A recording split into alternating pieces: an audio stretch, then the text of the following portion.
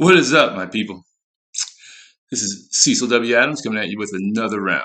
Do you guys ever have that person that you just can talk to forever and strictly platonic? One of those people that you can talk to for hours and just never get tired of conversation. And then, maybe you don't see him for a while and then you see him again and you just pick up right where you left off. Well, that person for me is my guest today, Mark Cregger. Mark works for a local distributor. I don't think we can say their name. Yeah, probably shouldn't say their name because we go down, talk about some of the times that Mark was an asshole. He's a recovering asshole as far as management goes. He'll openly admit that. And he's learned over the years how to be better at that. And he's built himself a great career in the distribution. And we get a little long-winded, but I could literally have that guy on every podcast and we could talk for hours just about everything. I consider him one person I can talk philosophy with. I can talk the bar business with. I can talk sports with. He's a great guy. Just listen to the podcast. Let us know what you think. Once again, this is another round with Cecil W Adams, and my guest is Mark Cregger. We'll see you soon. Peace.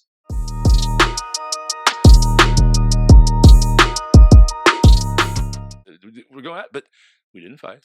No, Everybody thought we were, but we were just when we were 30 seconds later. I was never mad at him. No, I was just, I wasn't mad. It was, you had your opinion. You're passionate about it. Yeah. He had his opinion. He's passionate about it. Doesn't mean either, and still to this day, it doesn't mean either one of you are wrong. Right. It's perspective. he brought a perspective to me that I didn't think of, and Right. then where I was working at that time, all I heard was just bash, and it's like Dude, it was put in my head, and then thinking it from that perspective, I'm like, I get it. I mean, don't get me wrong. You look at how many bars have closed since Ballpark Village has been open, right? Mhm. Like, there's a long list, right? There's people that have had to move and change the cars that they had, and Right. maybe change their kids out of school because they didn't make the money, and like that's a huge impact on somebody's life, right? Do you think that we would still have the Ferris wheel and the aquarium, and would this be a destination city like it is right now? And would we be on the angle that we are as a city? Right. Had that not happened, I mean, I don't know. I'm not saying 100% one way or another, but it does help. Right. It definitely puts things in the right direction. It's not like they just popped it in one day. You knew the shit was coming. That's my thing. Like, you knew it was coming. You got to adapt. Right. And like I said, you knew it was going to be big hit at first, and now here's the thing. All it takes away is some baseball money. Yeah. Some. But here's my deal. Like, you look at Tin Roof Wheelhouse, right? Tin Roof's a chain, but Wheelhouse, they're awesome at social media. Their social media is awesome. Yeah. Like, I will give them that. They hit the right people. They have the younger generation coming in. They're always posting about Wheelhouse, and it's smart. They played it well. They closed their other restaurant not because it wasn't making money, just because they needed to put more time in the Wheelhouse. Yeah, I mean, it's it's not my cup of tea. I've never even been inside Wheelhouse. It's fine. I like it. It's I'm good. saying that just because I tried to go there one time on a Saturday night, and I was like, no, I walked up and not for me. And the lines wrapped around the building, and I'm like, it was like one of the last one time that it was just ego. It's like, I'm Cecil W Adams. I don't wait in lines. Right. Yeah. And I was just like, I went right back out of the car. Yeah, no, I'm horrible too. Like, I hate paying covers. Like, to me, that is like, I don't like doing it. I'm like, I'm not gonna pay. I usually, when I go into a place, I spend a ton of money, right? Mm-hmm. And I'm just gonna toot my own horn here for a second. I'm gonna come in. I'm gonna spend money. I'm gonna drink, right? Mm-hmm. I don't want to pay $5 at the door, even though I know that $5 is supplementing the income of the owner. I get why you do it. It's great.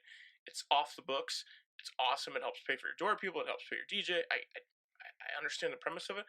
I would literally rather walk up to the owner and hand him a $20 than pay a $5 cover, right? Because there's been times where I walk into a place, I'm like, this sucks. I don't want to be here. Right? And I paid $5 to get in. And I paid $5 to get in. Yeah. Right?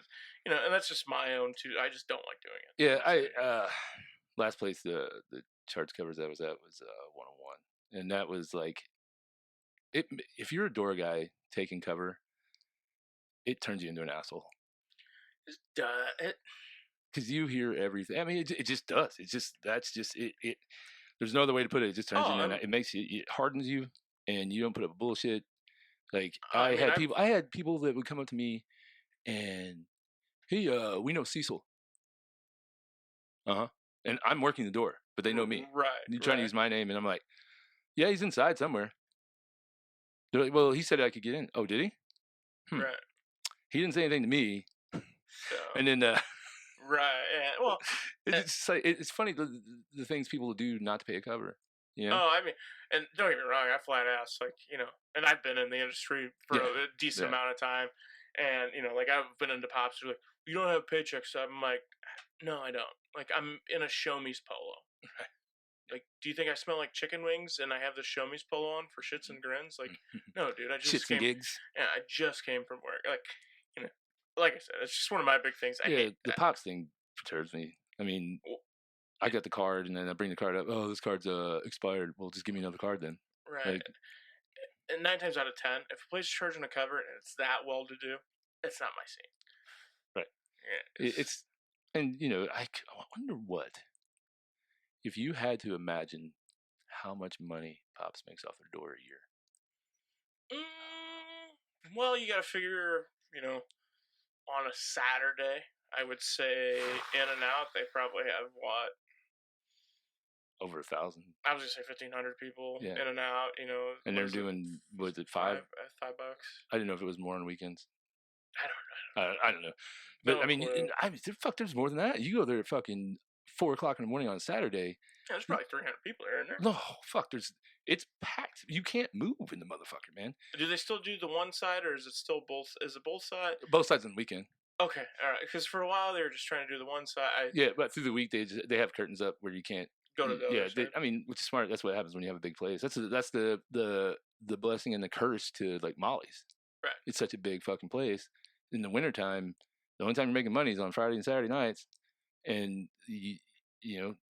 literally, I think all the time. I think their biggest problem is that on the weekends it's fucking cool. I like going to Molly's. Hopefully people don't hold that against me.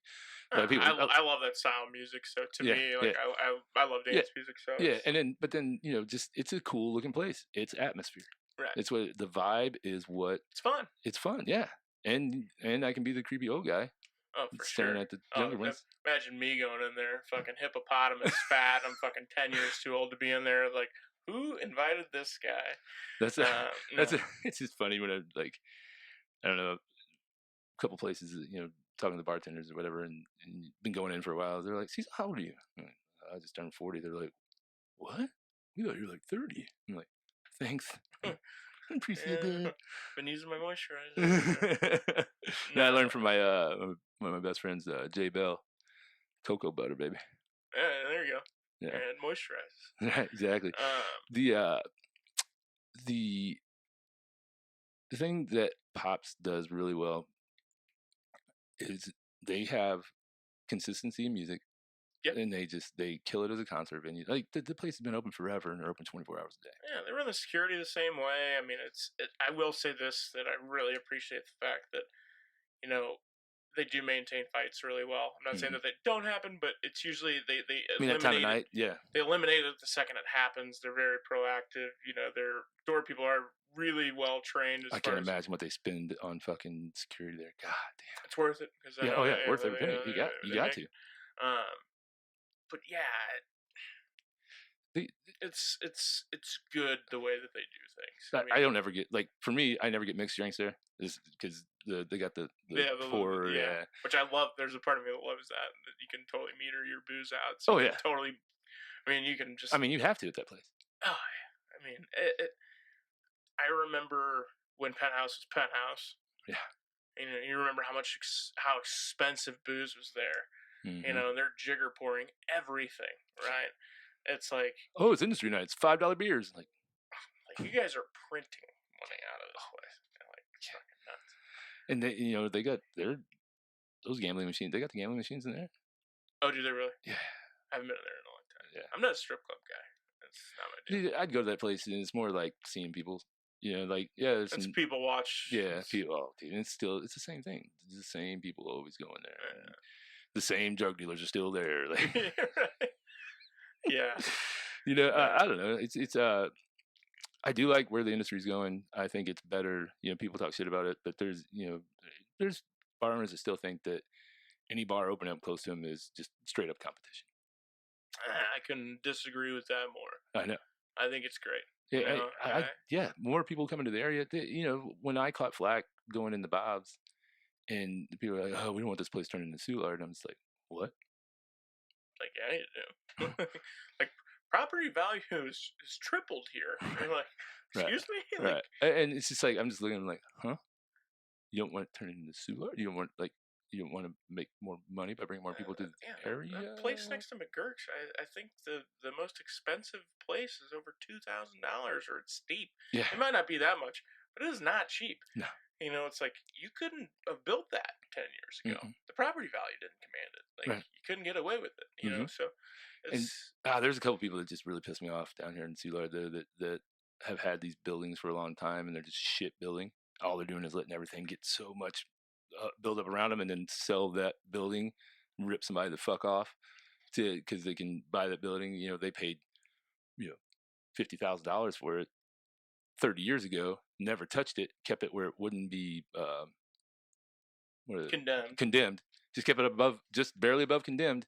Yeah. And then they're somebody's gonna come want to buy it, and they'll be like, oh yeah, $500,000. I'll make $450,000 off this. Yeah. I mean, there's parts of me where I get it, and I can't.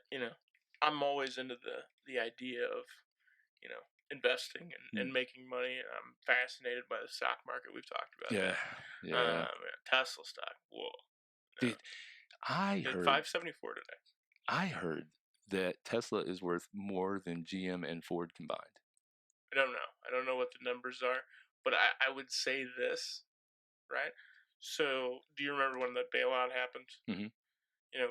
Anytime you look at something like that, that cuts into your assets majorly. Mm-hmm. Like, it's a big deal. Is anybody going nuts over Chevy Cruise? Mm-mm. No, and I'm not dogging anybody that drives that. It's a car. It's at the end of the day, a car is a car. It's point A to point B. Yeah, and back to A. There's nothing else into it, so I'm not dogging on anybody that has one. I'm just saying there's not a buzz about that car, right? Everybody wants a Tesla. Yeah, everybody wants a Tesla. Even financially, it makes sense. My buddy got a Tesla, sold his car, bought a Tesla. He's saving $700 a month on gas. Yeah. I mean, I had a Prius. Prius was my work car with Chipotle. Yeah. Jay and I drove to New Orleans to party with some buddies. I spent $53 round trip.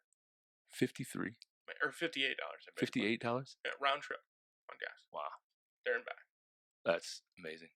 It's nuts. Yeah, and Teslas, they're coming out. They're like, oh, the battery doesn't last long. Motherfucker, you're getting 300 miles out of it. Like, what do you get out of a tank of gas? Well, I don't know. Here's the deal. You look at, this is my, if you're that dependent on fuel, gasoline, right? You have a dependency on things that we don't have. And there's Anwar up in Alaska and the pipeline. I don't go on that tangent. The sun is always there, right? Like, it's not. It's a free food source to me, right? It's like it's like having a well that everybody can use. So why not? Why not harbor that? It just doesn't make. Well, that's sense. Like, I can't wait for the Tesla roofing to make it here. Oh, yeah. That's because I got the flat roof, and I I'm pretty sure that I will be so self-sufficient that Ameren will have to pay me. Well, I don't know how that works, but no, I know they're not physically going to pay me, but well, no, wait, I thought I'd heard a story where I don't know. I'll have to fact check that. Well, but I love the idea, just not having the dependency on pay. Anytime you can. So I talk about it all the time, and don't get me wrong, like, I do silly things, like I'll go to the gas station and I'll overpay for things like this, right? Yeah. Holding up an energy or a sports drink, but sports drink. Kobe Bryant. No. No, but you look at, like, if you can decrease your price per use on everything, like whether you're in a business or whether it's just for your own personal good, right? Anytime, like, you're going to use toothpaste every day, right? or at least I hope. So you're going to use toothpaste every day. Well, if it costs you a nickel every time you squeeze the tube, right? But if you could get that down to 3 cents, well, then you're saving 2 cents every time, and that's a fixed cost. So you automatically saved your money for the entire year, right? And so if you can take that theory and push it towards everything that you do, like whether it be your gas bill, your power bill, water, whatever it be, whatever, what have you, right? All you're doing is increasing your assets, right? Because for most people, your salary doesn't fluctuate too much, or at least the cost of living, matches your raises and inflation and whatnot. But you talk about power bill, it's always there, right? It sucks in the winter or in the summer, rather, for most people. It's like, man, if you could just unkey that handcuff, that's a huge thing. Yeah, and that's that. I know people talk, oh, Ameren provides jobs, blah, blah, blah, blah. Oh, sure. But Ameren fucking bends me over all the time. I mean, and like look, there's constantly going to be a flow, right? So yes, Ameren does provide jobs, and I'm not anti-Ameren or whatever. Cable companies are sweating right now, right? As we talk, I'm not talking about internet. I'm talking about cable, like just. Like everybody's going streaming, there's so many things there. You just got to change jobs, right? You got to morph a little bit. It's farmers have changed. They run it's a 24-hour day operation, so they have lights on their tractors. Things are different. Everybody evolves. It's technology comes for everything, right? Literally comes for everything. It's eventually going to come for the bar industry. I mean, I guess kind of has already. Like I'm looking into now, looking at smaller spaces. I've got an idea in my head of where, I have a smaller space, small space with 3 video gambling machines. Yeah. And, automated, drink maker. Yeah. And, and a beer, like vending machines, and just seeing if it, just small space. You go in there. You want to do your video gambling. You can get some drinks, whatever. Have you seen this place called the Wingnut over in? I guess that would be considered Fairmount. All right, so this place is it's on the way to Fairmount, like the racetrack. Yeah. So literally, that's all it is. We'll take a ride over there one day. Just let me know when you want to go. I'll pick you up. We'll go. Yeah. So it's literally a room, and it's got like 30 gaming machines, right? Oh, wow. So a little bit bigger than what you're saying, but just along that same. Well, I think like a very resourceful person or a poor person, whatever you want to say. What have you. But literally this building, I think it's like an old Hardee's or an old something or other. They have all the gambling machines, like a little mini room casino. And there was a lady there selling slices of pizza and sodas, and they sold like Bud Light and Budweiser aluminums. There's just one lady there, kind of keeping the peace, right. And I mean, obviously, what you're saying is a little bit more self-sufficient, right. But it's same concept, it's like you kind of set it and forget it, So this is awesome. Yeah. Like I've also looked at having if I was able to do a sports book, a sports book with the gambling machines, and everybody's like, oh, the crowd it brings in. What crowd are we talking about? Like, well, here's the deal. When you're gambling, right? So when you're on a slot machine, are you think about fighting anyone when you're hammered? No, you're gambling. That's what you're doing. Like, it's so funny to me, man. It's just like that's a safe. Right. It's not a purely safe environment, but it's not that big of a deal. Like, I've even looked at doing like a membership basis to it, where they pay. You come in and you're paying $10, $20 a month to be a member of that, but every time you come in, you get a free beer, and then you can gamble. Well, whatever. You can do what. You can. You take the rough idea, right? It's the rough draft. It's not the final copy. Right, exactly. It's not the final. And you never be absolute in what it has to be this way. No, you adapt to what you have. I had these ideas for Bob's that when I tried to implement them, it didn't take off. But I know why it didn't. I get why it didn't. And I don't really want to go down that hole, but just if you learned from it, then it was a mistake well worth having. And then the aluminum thing that I'm doing, like there's gonna be a lot more people doing that. I know there is. Right. And once people can see the benefit of it, I just didn't get a chance to show the benefit of it, You know, oh, well, just keep this in perspective. You learned it on a smaller platform, yeah, right? mm-hmm. In one building, 4 mm-hmm. walls, right? So keep in mind, think of it this way.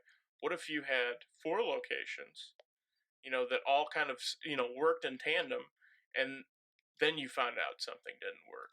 Then there was a mistake in the setup that you had, and then you had to revamp that, and you have to distribute that idea to 4 different places, make sure it's executed correctly. It's like, that's why these massive chain places hurt. That's why these things happen. Chipotle's felt it. Almost every chain place has felt it. It's one way or another. They got massive. They're huge. You run into supply issues. Right. Whatever we need to do, let's make it happen. Right. Until something goes wrong. Shit. Exactly. That's and when people it's just some people, when something goes wrong, they're just like, oh fuck, what, and they'll just keep doing that thing that's not working because they want it to work. I know this is going to work. I know this is going to work.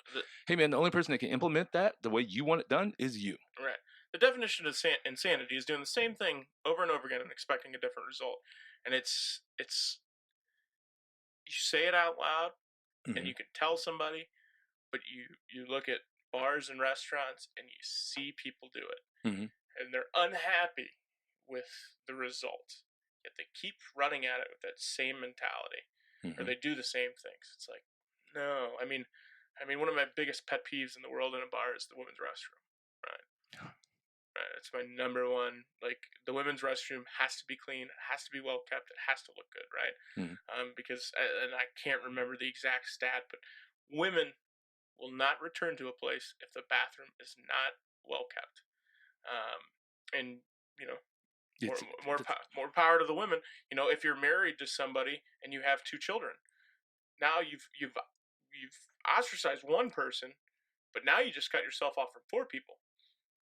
And then think of it this way. There's 2 kids. Those 2 kids are going to grow up in 10, 20 years, and then they're going to come in, and then there's that life cycle. And then you look at a place that's been open for 30, 40, 50 years. Yep. And that's why they sustain that, because they continually get, that revolving. Mm-hmm. People, it comes back to vibe. And then cleanliness. Like, I told you 100 times, 45 days I was cleaning Bob's before it was like close to where I wanted to be, where it doesn't smell like piss when I walk in, Right. like it's just like, and we just overhauled the bathrooms because we had to. Yeah, no. the floor was squishy, and then all the stacks. Have you been into Beckerley's, the old hilltop down there on the south side? Yeah, once. Okay, so don't want to get under a rabbit hole in that, but just the bathrooms there, they look great. Yeah, it's amazing. Yeah. Right? And he has this awesome patio that's never open. Never mind. That's the rabbit hole, I know. Yeah. But it did an awesome job with the bat, because at Hilltop, it was just like, I felt like I was pissing in a broom closet in mm-hmm. a hole in the ground, and it just... Same thing at Bob's. Like, we've added some space to it, but it's still like the 2 bathrooms. They're small. They just don't stink anymore, and they got modernized a bit. I mean, it's looking good in there. I'm looking forward to getting back open, but it's little shit like that, like. Women wanting to come because the bathroom's not fucking filthy and disgusting anymore, where it's clean. Sure. I mean, look at City Park. Yeah. Versus like the Tin Can. Yeah. Right. And nothing against anybody, it's like, but, they have these awesome fixtures in the bathroom at City Park, and it's like, I remember that. Like, yep. It just sticks out in my head, And then, once I have the wheel, I'm gonna have the wheel up as a chandelier, it's gonna look fucking great. It's gonna look cool, and people will talk about that. Right. And you mean you don't want to put it back up and like block that whole thing? No, that's not a thing. Okay, all right. I like to have at the bar. I like to have things to produce revenue. Yes. I don't want to block people from getting their drinks. That's right. and the way the remodeling is going, I already know there's one thing that I really don't like. What's that? Well, random guy that was working on the crew decided that it would be dumb to take out the ceilings. He's like, you're gonna lose all your heat and all your AC. I'm like, what? That's an easy fix, man. There's a spray-in insulation that goes right in. Oh, yeah. You can use a spray-in foam. I wanted the ceilings open. Yeah. And because run new MC, so I don't have that fucking 30-year-old electric that's ran through there. Right. But I wanted the ceilings out, and they didn't take the ceilings out. And so I'm like, okay, that's how we're okay, cool, Right. cool. wouldn't you rather stick in the floor? I was like, no, man, I just want those ceilings out. Yeah. And you know, that's what happens when you have partners, man. And or not, well, I'm gonna try not. You know, when you are working with people that you thought it was going to be a great idea at first, Oh man. and then you know, like, oh, I'm just the investor. I'm just the investor. And then you're like, hey, man, I don't mind you coming in, but none of the employees, I don't want them having your number. So I've been in that similar situation a few times, and I've been a fly on the wall for that situation. I've been involved in that situation. So it's so hard. You know, you talk about having a chief. You know, not enough into too many Indians, or whatever you want to say that saying. You take a rifled approach, right? Mm-hmm. One guy calling all the shots. So if something doesn't work, it goes back to that guy. He changes that idea, and then it gets funneled right back down. It's very simplistic, right? Mm-hmm. It's a lot harder whenever you have three partners, or you have three partners, three wives. I've dealt with that one before. That's a tough one. Well, am I going to tell this owner's wife that we're not going to do that because it's an awful idea? And she doesn't know anything about a restaurant. Doesn't no, we can't move the tables around in the middle of dinner. Mm-hmm. Let's close tonight and do that. Let's not do that right now because my table map on the POS is table numbered. Everything is logged a certain way. You don't understand what you're doing right now. The servers aren't going to understand. The bartender's not going to understand. I'm not going to understand when I'm running food. You think it's easy, right? You're moving a piece of wood and 4 chairs, but it's not. You're throwing a wrench into the system. But do I tell the owner's wife no?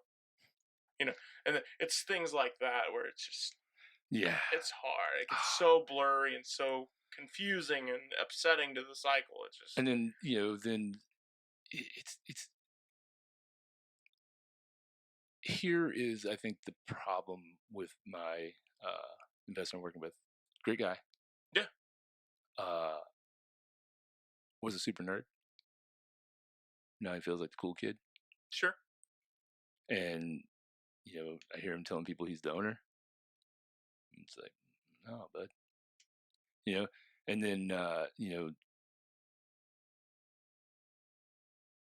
referring, just he trying to be cool, but he was, I want to learn about the bar industry. I used to be a bartender. I'm like, no, you didn't. I had that conversation. I was like, you didn't work in the bar industry. I know you didn't. I can tell by the way you're talking. Your wife did. I know she did. But, and he's trying to change little things here and change little things there, and, asking for a discount. And, I gave him a discount anyway. You don't have to ask for it, but it's just yeah, but I would think he wouldn't even. Why is he asking for a discount? You want to push money back into the business. Yeah, and the quicker, the more money you're pushing in, the quicker you get paid out, and you go along your way. And now that he's got a taste of it, it's like, hey man, I worked on I'm working on a deal right now. Just got a handshake deal yesterday where I'm getting the money in front of me to pay him out, so I don't have to deal with that. Right. When he's calling me asking me, well, so and so, works for you. I was like, I work with them. Nobody works for me. We're a team. Sure. Well, they said they really didn't appreciate the fact that you had to go get change. So what's the alternative? So she just didn't understand why you didn't go earlier in the day. I was like, well, it was at 1 o'clock. We open at 1. So I waited for her to get there so the bar could be open and I could run to the bank and get change and come back. Right. Ended up being like a 35-minute conversation. Then he's trying to tell me that how to do it. And I'm like, yeah.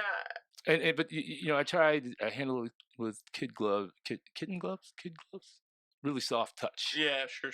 And and now it's like it's got to a point where it's not. I'm not frustrated with him per se. It's more I need it to be cleaner. I need less cooks in the kitchen. Yeah, well, you get hands in the cookie jar too. Yeah. It gets hard. And it's. He jumped. He did. He jumped. He had a awesome job, and he got in real estate, and he's doing well for himself. But every time that, because for me, if I want to do something construction wise, I'm like, okay, I'm gonna go ahead and do this. No. I want my construction company to do it. I was like, well, I don't want to pay anybody that I can get this done in a day. You're gonna get me in however many weeks from now. Right. And I get you're trying to make money to soften what you invested, just in case the thing goes tits up. But I can knock this out in literally 4 hours. I come in on a Monday at 8 a.m.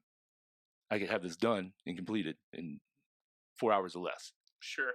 But then then he's a Chicken Little in a sense. The sky is falling. Oh my God! I can't believe this person. I was talking to a regular the other day, and they didn't like the fact that you switched to aluminum bottles. I said, well, did you agree with him, or did you tell him why we switched to aluminum bottles? Right. He said, well, I just thought maybe it wasn't a great idea. Well, do you understand why we're doing that? Well, yeah, I just, if we lost a customer because you switched to Busch cans instead of having Busch bottles, maybe we should bring Busch bottles in. I was like, well, I know exactly who you're talking about. He comes in and has 2 beers once a week. We're charging $2.50 for a Busch. So it's $5 a week. Mountains out of molehills, man. Right, exactly. And it's shit like that I'm just like, and he doesn't understand because he's never been in the industry. But it's like, what are we going to spend our time stressing about? Yeah, like that's not, one guy, one time a week, so that's 52 times a year that, you're looking at margin of 4 ounces of difference between a 12-ounce bottle and a 16-ounce can, where it's... I can give him a glass. I was that's why I have these glasses I could give him. He could drink it out of a glass. But he doesn't like draft. Yeah, that's not a draft beer. It's a can. Yeah, don't get me wrong. I mean, there's people that prefer a glass bottle. I prefer a can. I like an aluminum can more than I like a glass bottle. Right. I don't like aluminum bottles. I prefer an aluminum can. I don't know why. I just do. Right. It's a preference. It doesn't mean I'm not gonna patronize a place, right? It doesn't mean I'm not gonna, And when you understand the story, if they would just hear the story that this is bonus money for the people working there, right? And we're recycling, and we're making a difference, and trying to be. You're lessening your carbon footprint. You're making it. It's just there's different mindsets to things, and unfortunately, a lot of people haven't been in the business. A lot of people, you gotta go into things with an open mind too. Yeah. So especially as it's it'd be a lot different. Have you owned a bar and a restaurant for 35 years? No. So you don't know. Like there's a learning curve to it for you, and there's nothing worse. I would rather yell at you for making a decision, right, and doing it on your own, and teaching you why that was a bad idea, and just helping you understand. Hey, so I know why you did it, and help me understand why you did it this way, and you tell me, and say, okay, all right, no, I get it. So I want you to step back for a second and look at it this way, right? And this is the way, you look at the whole life cycle of something, or, you look at the impact. A lot of times when people make a decision, they look at the real immediate, real tight. Micro. Yeah. The micro. Under the microscope. If you think globally and act locally, right? It makes such a difference and an impact on what happens in your business. It's not, you talk about it for hours, but it's... If you really want to learn, if you really want to grow, you got to make some mistakes, right? And you got to, and you said it, you've had it with Bob so far. You've had some things like, I thought it would work out a certain way. It didn't. Now I know. Like you said, like, oh, if I do food, I'm going to have a contract, and this is the way I'm going to do it. Like, and but you learned, right? So now it's done and it's over with. So you can brain dump that because you know how to deal with it now. Exactly. So it's good. It's you've moved forward. It's not. Right. And, and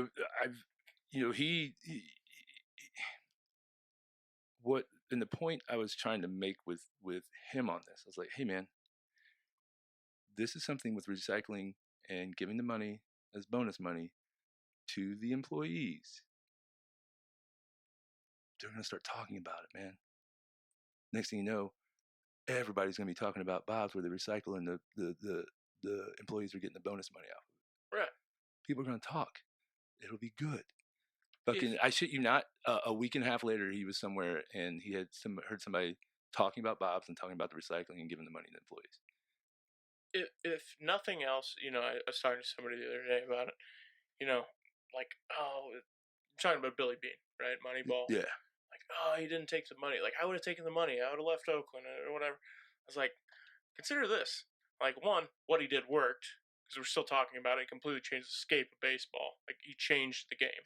Right? There's scientists. I do have a counterpoint to this after you're done. Okay, but there's scientists that work for there's people that are mathematical whizzes, or I shouldn't say scientists, mathematicians essentially, that are breaking down statistics and doing these things, and we're talking about him today, right? So if nothing else, his impact was we're still talking about him, right? Right, exactly, and it's what people are talking about. My thing with Billy Beane, and this is side note. Did you know he was the first openly gay person in sports? And I know he was in baseball. Oh no, I didn't know that. Yeah. Which they didn't talk about in the movie. Which I was like, oh, okay, cool. So was he gay after he had his family or whatnot? Oh yeah, when he split up with his wife, he figured out that he figured out he was gay. But my thing is, people talk about that, but they only had that one season.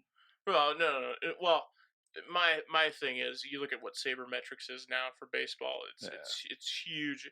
I mean, I could go into baseball contracts alone. Yeah. I could talk about it for 10, 15 hours. And I know they talked to that whole thing where they were bringing up with the Astros about how the blah blah blah. Yeah. Now look at you motherfuckers, all that shit you were talking about. Sabermetrically, blah blah blah. No, they were fucking cheating. Right. Look at the Red Sox. No, they were fucking cheating. Well, and here's my thing. Everybody is going to do whatever they can to get a competitive edge. Right. Now, I'm not saying that makes. But if you look at, just looking at the splits. Oh, the Houston. The Houston splits were fucking insane. Like Springer, I think it was Springer Altuve. Dude, there was pitches that Altuve, like, that he was getting around on, that was just hitting bombs with him, like, way he was sitting back. Here, hold on. So I think the way he would sit back on those curve, I'm like it's seen. I'm not saying that I thought at the time he was seen. It's like, God damn, this dude's good, man. His bat speed is fucking ridiculous. Right. And now come to find out, they had some of them. They said something like, was it Boston? They had something they put on their leg where it was like a buzz, or they feel a buzz. They said that was in Houston. Sorry, I had the splits here somewhere. I'd love to see those. Damn it.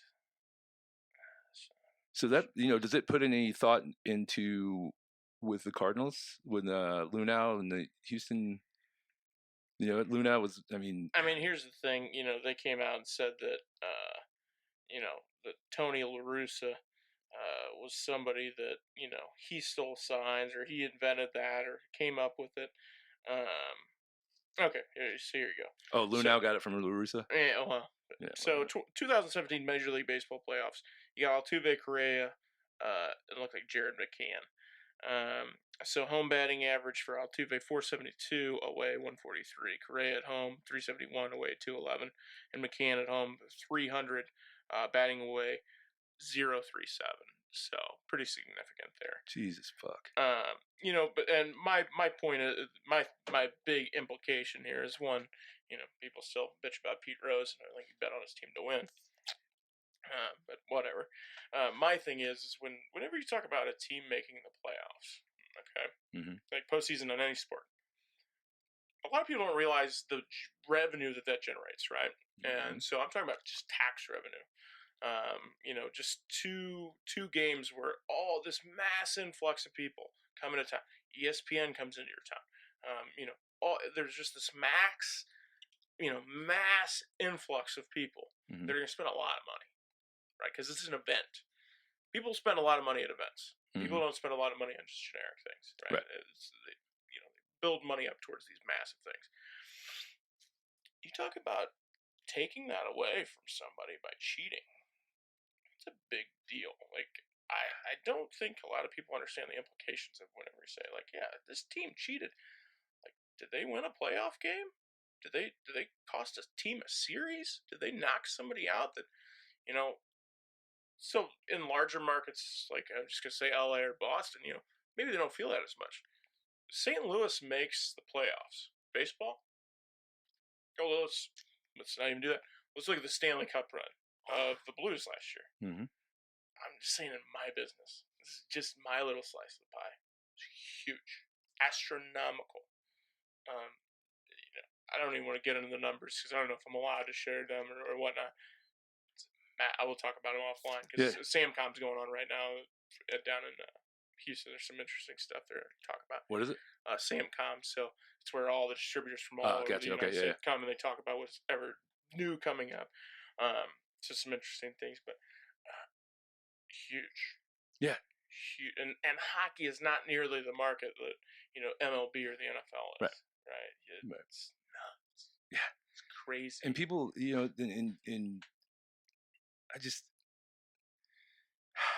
it's frustrating because everybody does it. That was on some other level, man. Well, here's my deal. So you just looked at the Hall of Fame who got in. Super happy, Larry Walker. What's he going? He's going in as a Rocky. Don't know. I didn't pay attention. Didn't watch it. Just looked at the final names. Roland got in. Roland got in. Hopefully he goes in as a Cardinal. I would hope. You got guys like Omar Vizquel. There's some awesome players that got in. Roger Clemens still no. Barry Bonds still no. That to me, and we can get back off this topic, but Maguire Sosa was the most exciting thing in sport up until that point. To me in my life. Oh, it turned baseball around because it was coming off the strike, right? Yeah, it was huge. Mm-hmm. It made baseball exciting again, and it was huge. I think for the Midwest, right? Yeah. Because you had Chicago and St. Louis. So you had these two bolsters of the Midwest. Huge for us. It had so many people. It brought an influx of people, right? Juice away, man. No, I mean, hey, I'm the same way. No. I mean, and there are people, and my issue with it is there wasn't drug tests to say these guys failed. Right, there was not. Is it, like Lance Armstrong failed a drug test. Yeah.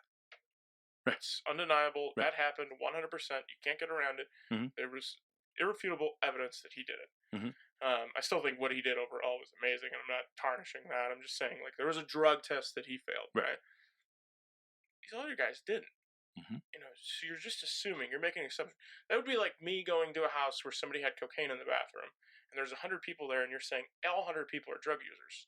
Right. Well, no, you're making an assumption that, there was drugs at that party, that everybody was doing drugs. Mm-hmm. Like, that's not a fair assumption. Yeah. Like, don't get me wrong. You look at Mark Cregger when he was rookie and what he was when he left. I mean, even still nowadays, fucking monster. But you can't get that big by working out. Right. I mean, it's exactly. I mean, you look at and that's the biggest thing that's changed in sports today is just the knowledge of exercise physiology. How back in the early 90s and 80s, them motherfuckers weren't working out. Yeah. Not like they are now, or the science to working out. Yeah, the sports science behind it. Sports science, yeah. So I was watching this thing about, the Avengers movies, like the actors, and what's the guy's name? Chris Evans, who plays Captain America. Yeah. Is that right? Chris Evans.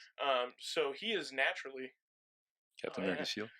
He's naturally like a beanpole, like he's a skinnier guy, right? So he had to lift weights before scenes to pump up to get that jacked look. He's just not naturally that way, but he is able to achieve that through working out. Yeah. Oh, I get it. Yeah. Right. And then, that was part of the reason he didn't want to sign another contract. Because for 10, 12 years now, he's had to stay, eating perfectly, working out all the time. He had to stay at that fit size. He's 38. Is he 38? He's 38. I looked it up last night.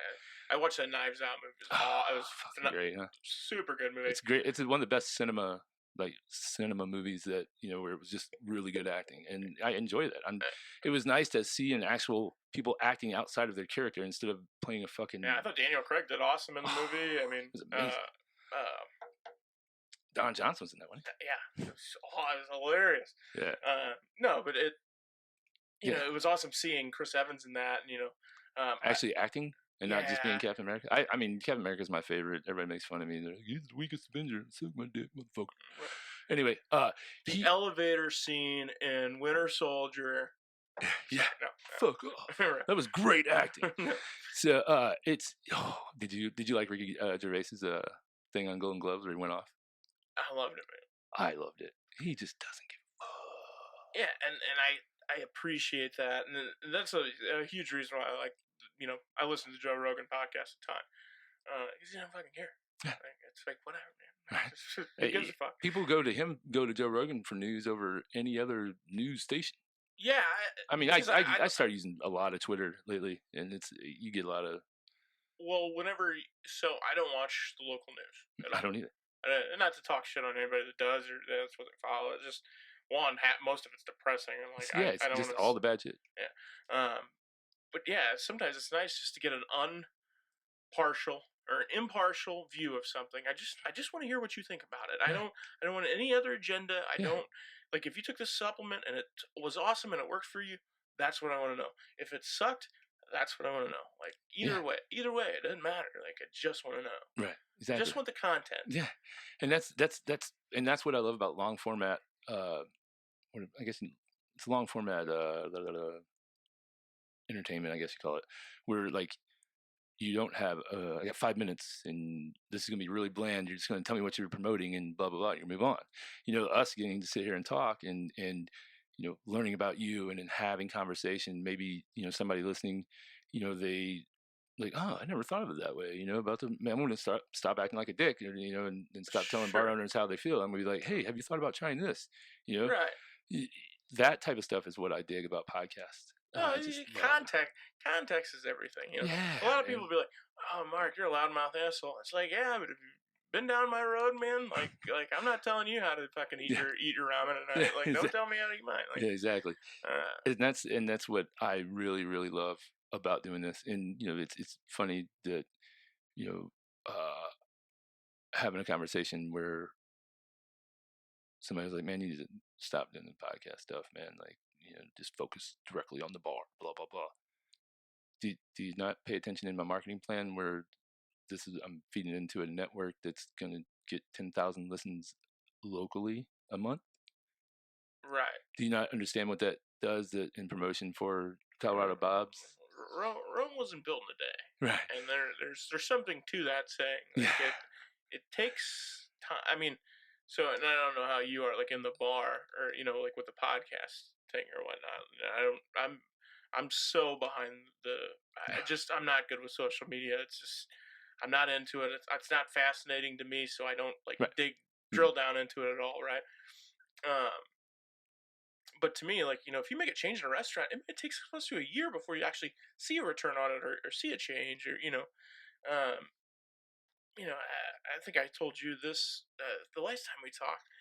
I was just a flat dick as a GM being young. Yeah. Right. And it took me, rubbing some people the wrong way and, making people cry and doing some bad things. And, to evolve into something else. Exactly. I sucked then, but I got better. I learned. I adapted. I took a chunk from that, and I took an excerpt from this guy that I talked to for 10 minutes, and like, oh man, that made a lot of sense. I needed to do that.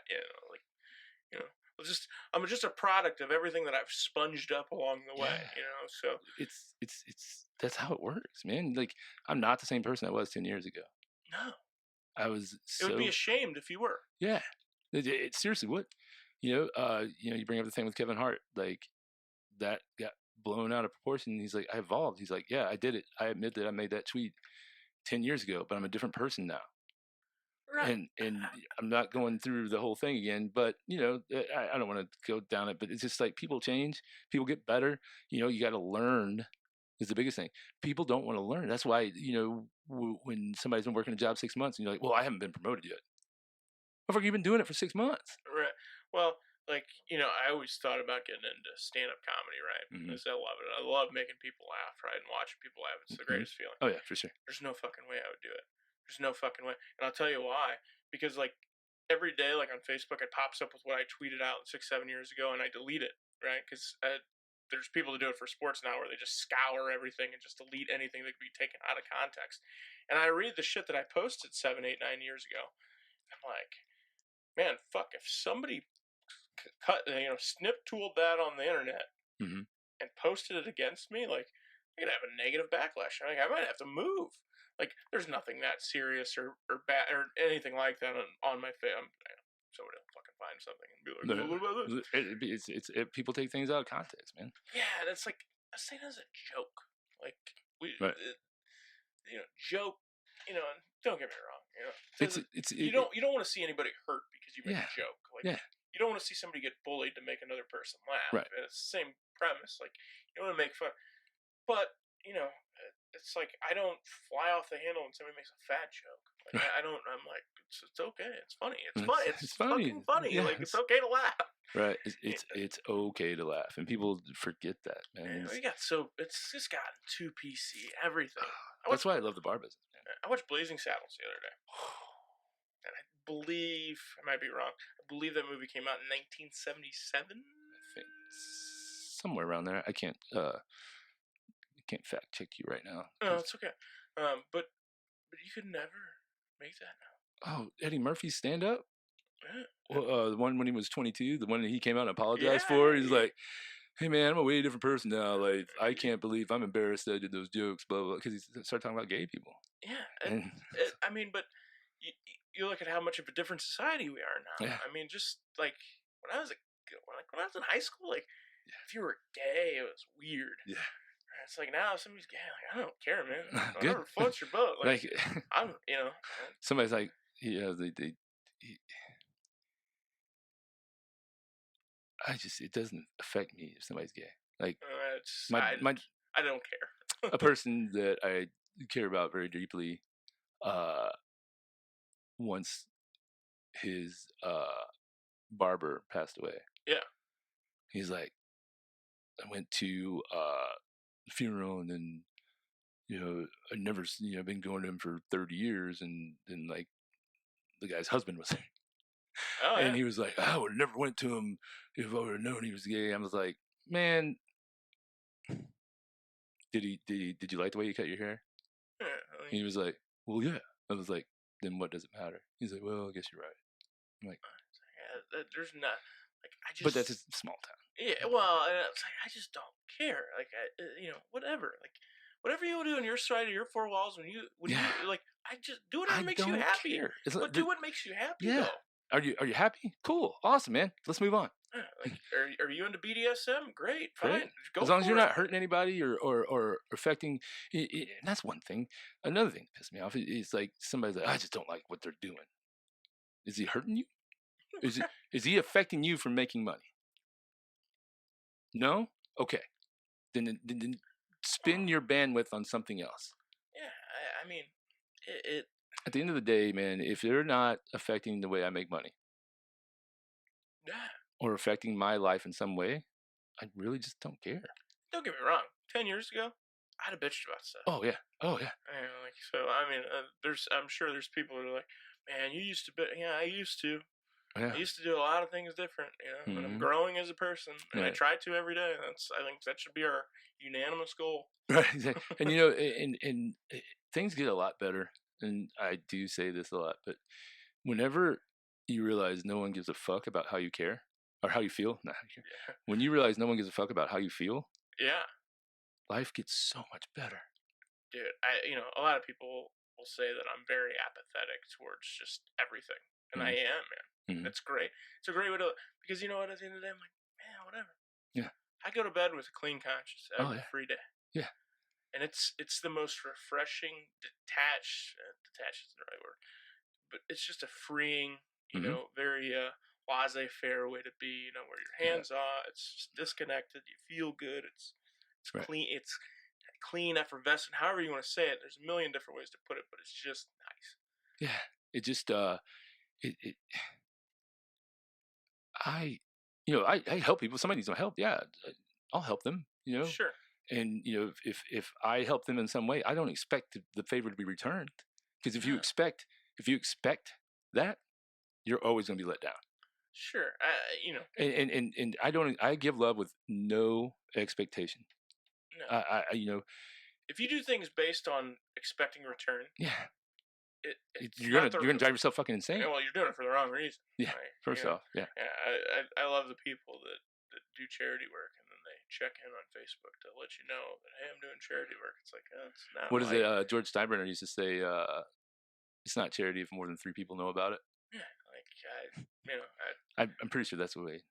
The Steinbrenner movie. I just remember. No, you're right. I've heard that quote. I just didn't know who said it. But yeah, it's like, it's not why you do that. No. You do it because your fellow man needs help. Yeah. Like, that's why you do charitable work. Yeah. That's and you get what you put out. Right. You know, it's get what you give. Yeah. Yeah, and it's this has been trying as fuck for me, with Bob's being on pause. It's been really trying. And, a lot of I could have done stuff different. I could have done this different.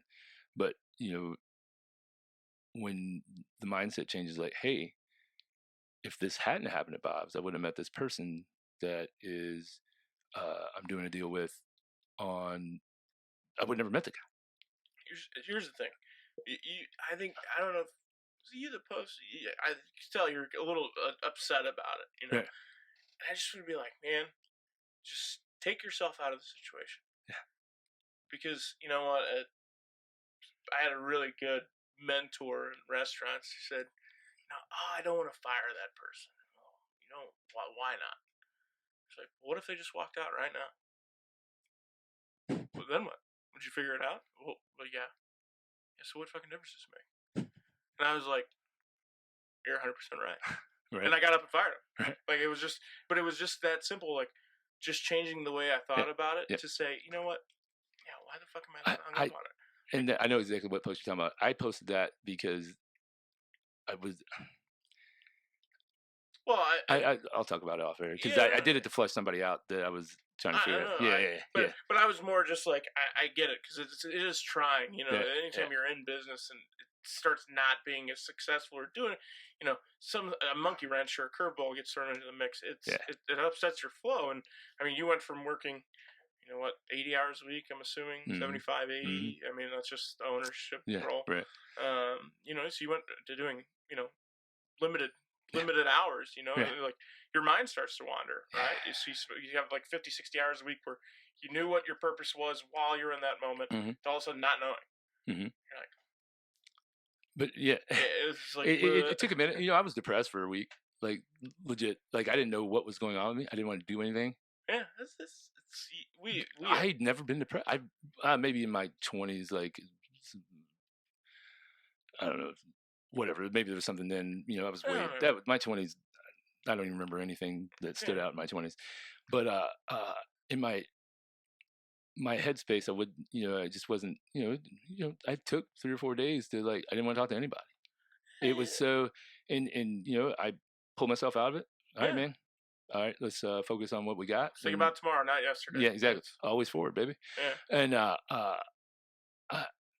I got myself back in the gym because I was, I was still eating right, but I wasn't, working out. I was just like, man, I really need to be doing this. Get the endorphins going. Yeah. And then, focus on the good things that came out of it. Meeting that person that we're looking at 3 different places. Got to meet just more. I got to focus more on my podcasting and looking at what I got instead of what I don't have. It's beneficial. Yeah, and there's it's Marcus has a great line for this. You can either look at life with abundance or life is full of abundance or scarcity. Yeah. And when you start looking at the good stuff that you have, not worrying about what you don't have, things change. And that's your mindset changes. Oh, your whole mindset changes. It's how you spin things and how you frame them.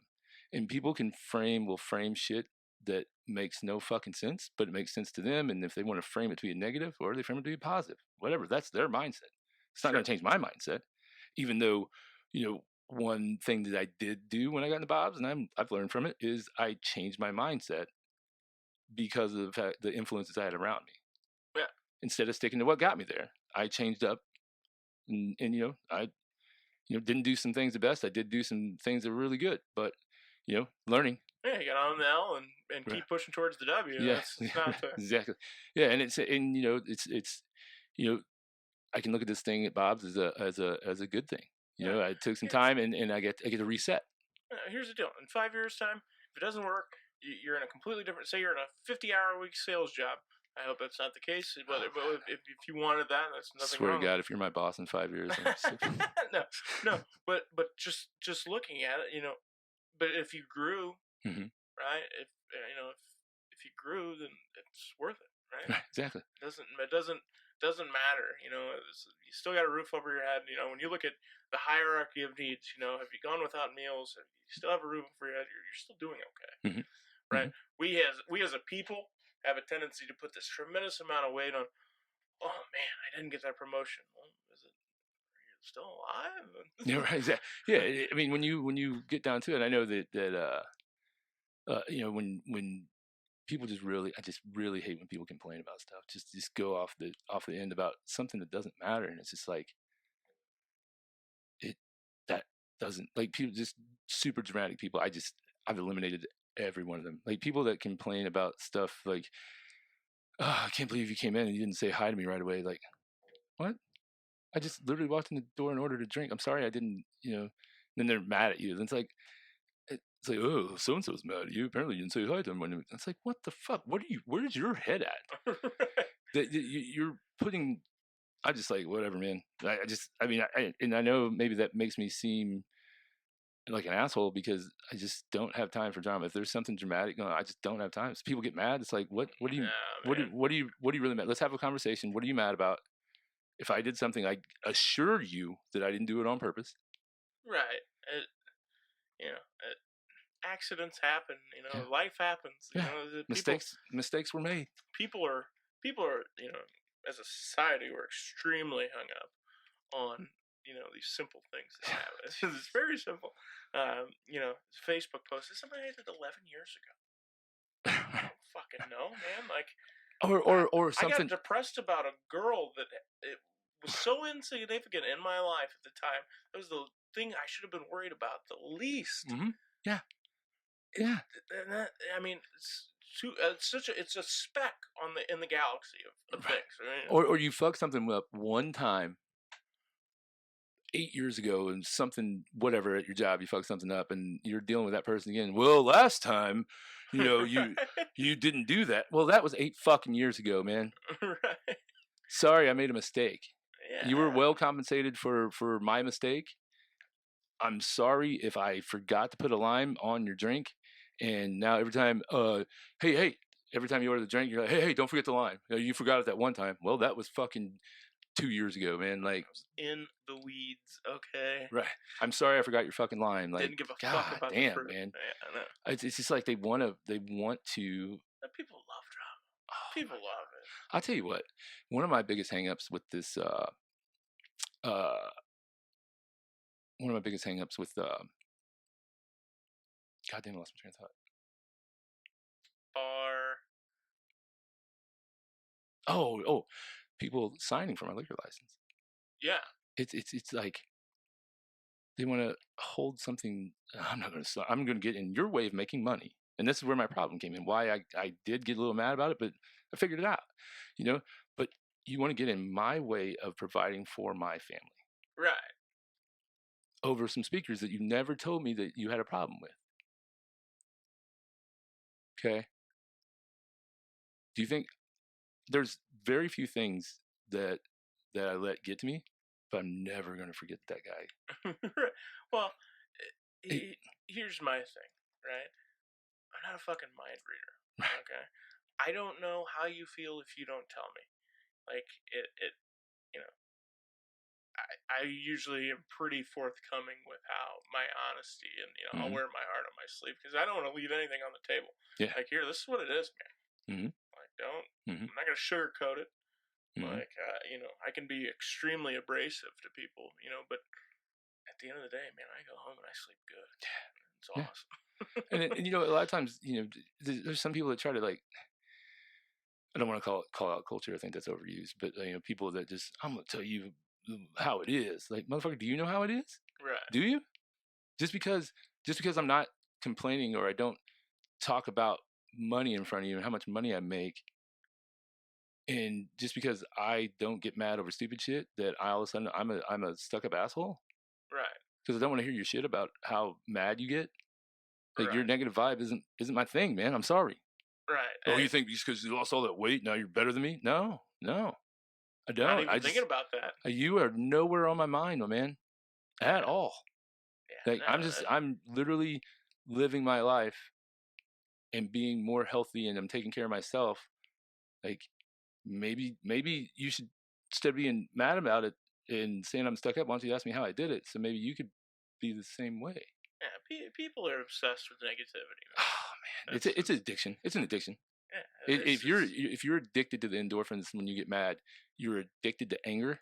Yeah, it is legitimately a fucking addiction. People have the hardest time with that. Like, being angry is an addiction. Yeah, and don't get me wrong. Like I said, and you've seen me. I can get on tangents, man. Like with the best. Oh yeah. What was the time when you told said I hadn't known you that long, and you're like something. There was something you're like, I swear to God, I read that, and I was just like, I will go and stab that motherfucker right now. Yeah. I forgot what it was about. It was something, and I don't think it was a joke, but it was something that somebody fucked with me about something. I don't remember what it was, but I was just like, oh God, I love this guy. He just said he'd stab somebody for me. Very passionate. Now, and don't get me wrong, it's just, you look at people, and I feel sorry for a lot of people that just get just so wound up about some of this stuff. It's like, yeah, it's to the point where it's like, man, you're gonna give yourself, literally, this is how people die. Yeah, you're gonna have a heart attack or a stroke. Oh shit, it's 7:45. Oh, you're good. You're good.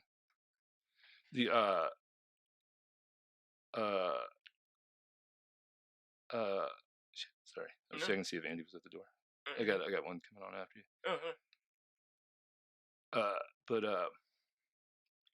yeah, I think and that's where I lost sight when at Bob's, because there was like a door left unlocked. Yeah. And one of the partner, he just took pictures like, oh, I think the door was left unlocked, and then the investor just goes ape shit about, oh my God, I can't believe you're that irresponsible, blah blah blah blah blah blah blah. And I was like, well, it's the door to the dry goods, and it just wasn't locked. It was put in there and just wasn't locked. He's like, you better be firing somebody. I'm like, and I was like, nah, man, like that's my fault. And I'm tired of you blaming stuff when stuff doesn't go right. You blame it on yourself. You're not blaming people who work there. I'm like, because it's not their fault.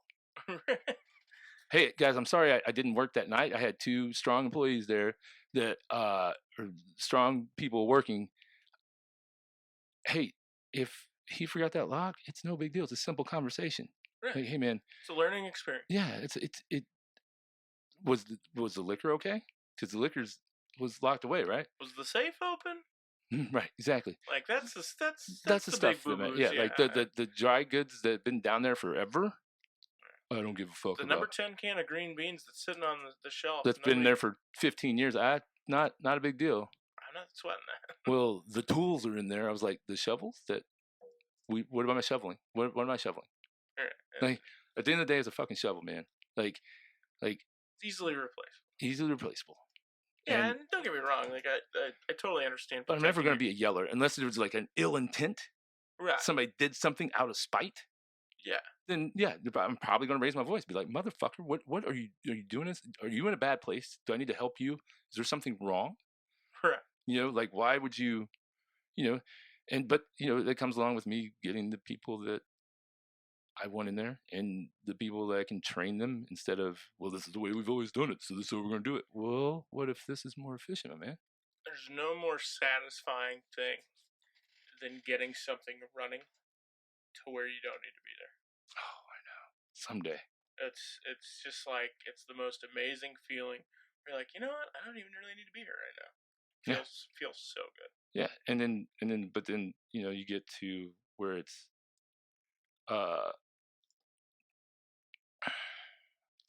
you get to a point and you can do that. To me, it's like, well, time to move on to another thing and keep this running. Yeah, no, but then finding good people and keep them happy. There's still a lot to it. And you get to a point where you're just spinning plates. Keep them spinning. Yeah. You good? Cool, man. Hey, you're doing a great job. Like the 1 minute manager shit. I don't quite understand that. the thing to me, you have to have a relationship with people.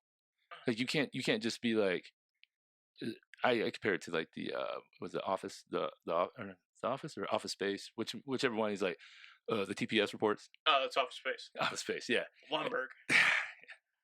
And it's everybody. I got 9 different managers, and they all come around. Like to me, that's what I probably should read the book before I judge it. But if you're just coming in just having this like, fake conversation each day, that person doesn't like you. But if you're like, hey, tell me a little about yourself, and you check in on stuff, you make a connection with somebody. Make a connection, and that's how, when people care for you or people love you, they're going to work harder for you. They're going to have better, more. They're going to do more stuff for you. They're going to work longer hours. They're going to make sure harder. They're going to protect the investment. They're going to protect the assets. Yeah. When you start to build, that's the best way to manage. When you actually ask somebody how they're doing. Yeah. And you care, and not just a hollow, hey, how's it going? Yeah. Hey, and how are you doing? Yeah. Like, are you okay? Hey. And every time I would see somebody, I'd go shake their hand or give them a hug or whatever. Like, man, how's it going? And like, put the hand on the shoulder and talk to them and look them in the eyes. I have a hard time looking people in the eyes sometimes. It's just a quirk of mine. Like I drift off. I don't know what it is, but sure. But just asking somebody about how their day is going or what's going on in their life. How's that thing? And there's some people that you talk to that will ask you about the same thing every time, and it's fake. Right. It's like the I have a friend that's the not agreeable story. Similar story guy is what I call him. Yeah. Like every time you say something, he's got a story where he can't remember their names, but it's something. Something the context is almost the same. Is almost the same. Agreeable, yeah, or whatever, something like that. Like, and it's like, fuck, dude, I know you're lying to me. Right. I know that didn't happen. Yeah. There's a guy that I work with, not directly, but in a roundabout way, and he's the one-upper, man. Oh God, it fucking drives me crazy. And I a lot different than I used to be. The old me, the younger me. Mm-hmm. Like I'd be like, look, shut the fuck up. Because I know you're full of shit. We were in a storm, and he's like, well, I went to school and there was tornadoes, It's like, I don't fucking, I live in Illinois. Like, a tornado went at the end of my driveway. Like, fucked up my neighbor's house. Like, we're not, it's survival. It's a tornado. Like, they can kill you. Like, there's no need to one-up each other here. I fought the tornado. What one-up that? Did you? I just, one-up. Oh, God. That's in the same ballpark as the hey, you need to do this. Yeah, pet peeve of mine. The one upper. It's just like there's no it's better ego. Yeah, there's no better thing. Like so obviously I deal with a lot of bars now, and a lot of young bar managers. So they don't know how. They don't have a system. They don't have a way that they do things yet because they're new. There's no better feeling in the world than just being like, hey, like. 7-8 years ago, I worked at a place, and this is what we did, and it worked so well. Mm-hmm. And they're like, "Oh man, I'll try that." Like that makes me happy because, I was able to give you a tidbit. I was able to teach you something to help you, right? And not to say that I have this better story. Like, fucking, who gives a fuck? I was at, I think it was Gramophone. I was at the Gramophone. This is before they did food. Okay, yeah, so way back when. Way back, and this bar back had somebody broke a glass into the ice bin. Yeah. And the bar back was like scooping out, pouring it in the sink. And I was like scooping the ice out of the ice bin. I was like, hey man, I'm no way trying to tell you how to do your job. But I work in the industry. I said, the one thing you might want to try is just put hot water in that pitcher and just dump it and just melt it all down and then clean it out. And he's like, oh man, thanks. And he bought me a drink. Like I was just doing it to help him out, I'm going to save you time. That's all I care about. Like you tell me something to save time, cool. And if I don't know something, I'm going to ask somebody to feel it. And oh God, one pet peeve of mine is like if I'm trying to have a conversation with somebody, like, man, how do you think this should go?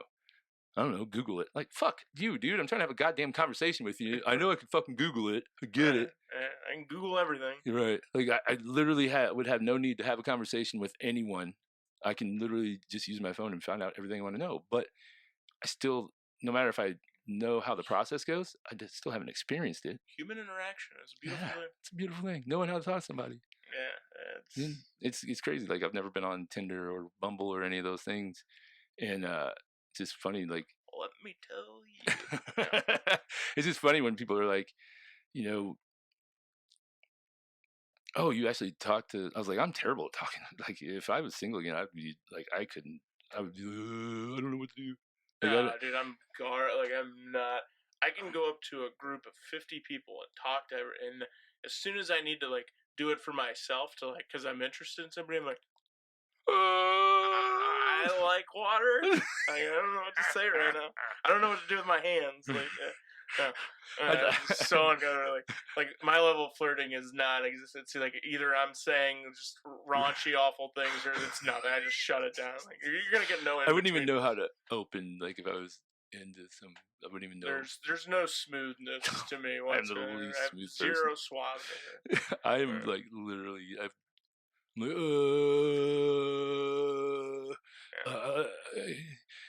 But you put me behind the bar? Yeah. When there's that barrier? There's a comfort there, yeah. No, for sure. But you put me on the other side? No.